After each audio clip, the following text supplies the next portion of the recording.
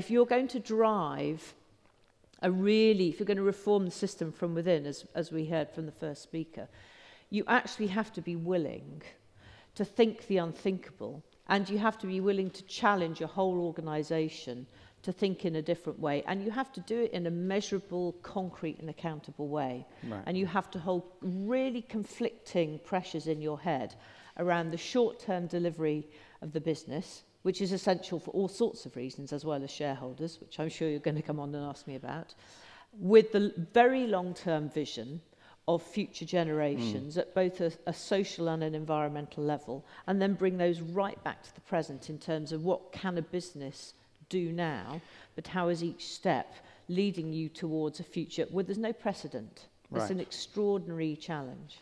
The first fundamental thing, Charles, that businesses leaders have to do is they have to be capable of working through what the business case is. Why will this make us a business that, to the previous speaker's point, makes us more compelling for consumers? And let's face it, in a world where trust between consumers and almost all institutions is still at an all-time low, if we can't find a business case for doing the right thing, then we are in a much worse situation than we even might have thought. But of course, that's really difficult.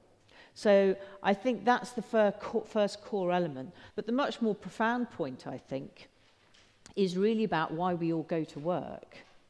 And us as individuals, and the fact that a business is really just a form of society.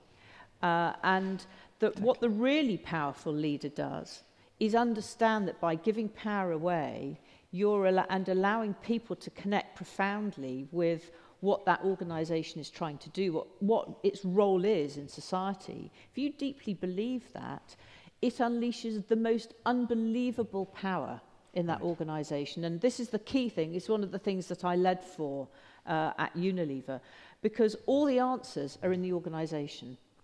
And people join organisations with a dream about doing something worthwhile. Almost nobody comes to work to get through the day and earn a bit of money. Most people feel that they want to make a positive contribution.